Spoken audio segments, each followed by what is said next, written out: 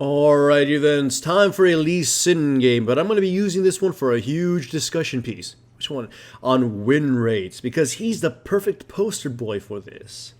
And this is kind of the poster boy video for this, the game. You're going to see why.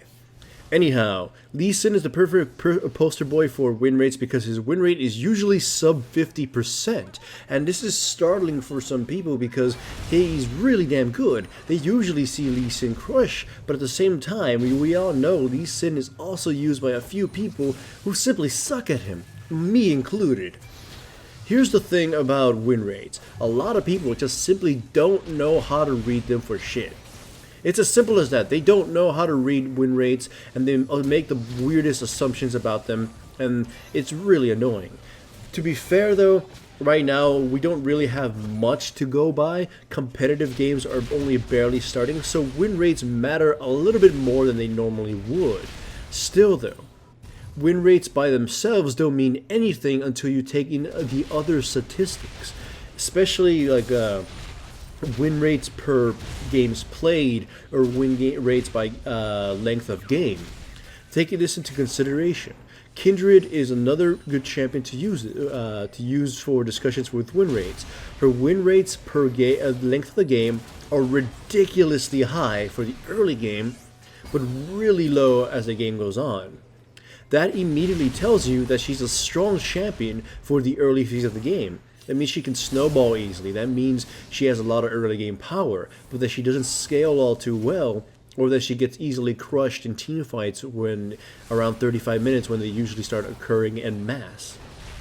So you take that into consideration and just kind of jot her down as she's an early game champion.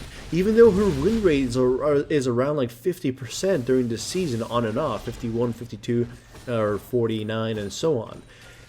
If someone just looked at it when it was the 50%, they'd say, oh, she's an average champion. No. Look at the other numbers. It tells you that she's a very early game champion and she's very weak late game.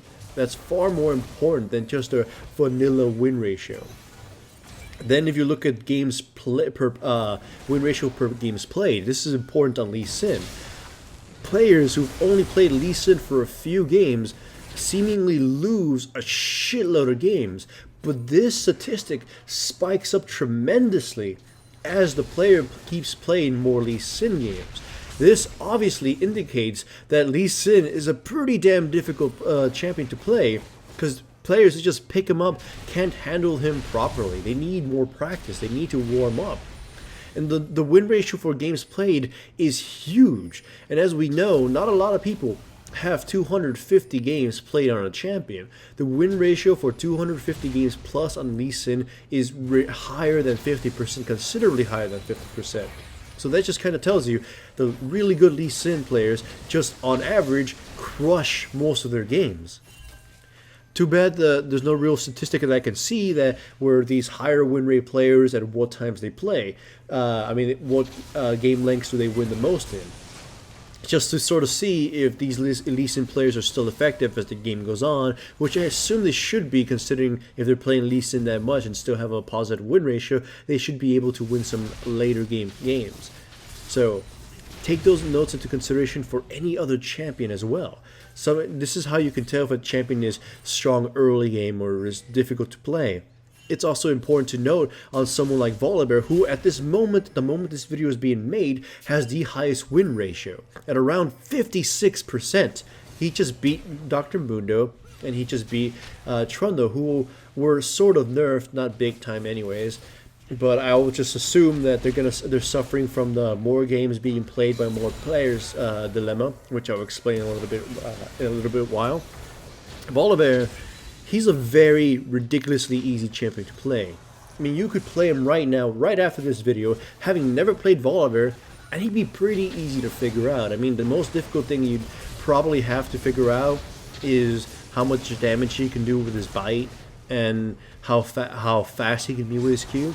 That's about the only real things you can figure out. The rest is pretty damn vanilla and basic. And that's not even talking about whether he's good or not. It's just kind of how easy him to pick up. And you can see this in the win ratios thing. Win rates by games played is pretty damn leveled. That means players who just picked them up are pretty much winning. And that's important in a meta like this, in a fast meta or in a meta in which a lot of things are changing left and right. Strong are being nerfed, new items being introduced, changes are being just introduced every now and then. It's important on the champion, for an easy champion here, because this is where they can just be picked up and abused by everybody who like just wants those easy wins, or not easy wins per se, or just wants to use someone who's considered strong at the moment.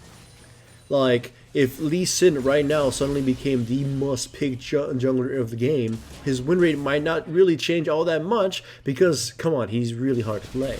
Volibear, not so much. And that's important to note. This is going to create a sort of effect that happened to Trundle Dr. Mundo. Even before the nerfs happened, you could slowly see their win rates start going down, because more people started playing these champions, if they weren't banned at least. They started playing these champions and they were either good at them or they didn't know how to access their power, so they just kind of made a dead pick that didn't do anything, and so on and so forth. So you start getting these players who just aren't as effective on these champions, and they start lowering the win rate. And then all of a sudden, this other champion who isn't that used, only by a select group of really dedicated players, make the win rates of their champions start going up, and then, you know, the cycle sort of repeats.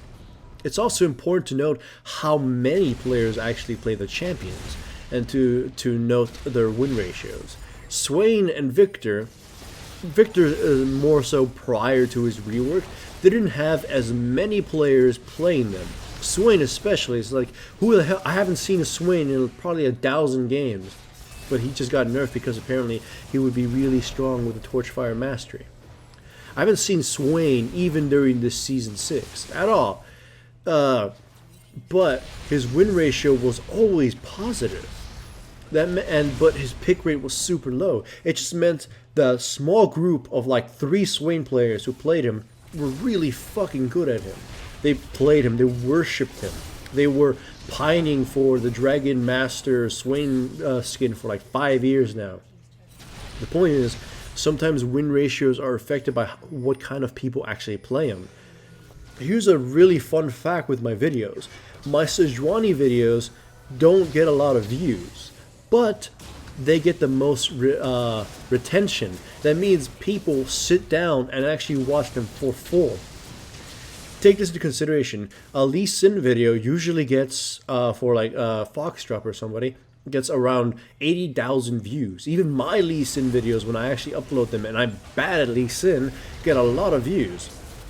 But a lot of those views are considered by YouTube worthless, because either people just stop watching or they use adblock or something.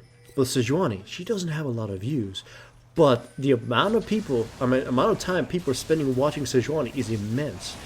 I just assume, using those numbers, that the people watching the Sejuani videos are die-hard Sejuani fans. They're like, I love my waifu, she's my pig waifu. I wish you would mount me, please make me your huffer. It's just weird, okay? But okay, it makes them stay for Sejuani. So I'm assuming the Sejuani player base, which is small, are really dedicated Sejuani players, because her win ratio is actually positive despite being nerfed quite severely in the last season. So it's important to note what kind of players are playing these champions, how many are playing these champions as well, and how that affects the amount of the win ratio for the week or the day. I even remember certain really weak champions had incredibly positive win ratios during a few days, just because through like the miracle of life or something, like the worlds aligned, nobody played them that day except one person. And that person happened to have won all the games they played with that champion. Let's say Urgot, who has a really shitty win rate right now, where no one played him during the Monday. And all of a sudden, one guy plays Urgot, and he happens to win 4 of his games, or all 4 of his games. All of a sudden, Urgot's win ratio for that day is 100%, just because there were only 4 games played with him. This greatly impacts the win ratio among a ton of other things. Here, let's do a little breakdown of everything you need to consider when you look at the win ratios. And I definitely consider this when I'm looking at all these champions. You have to consider how many people are playing this champion and the relative skill level of them.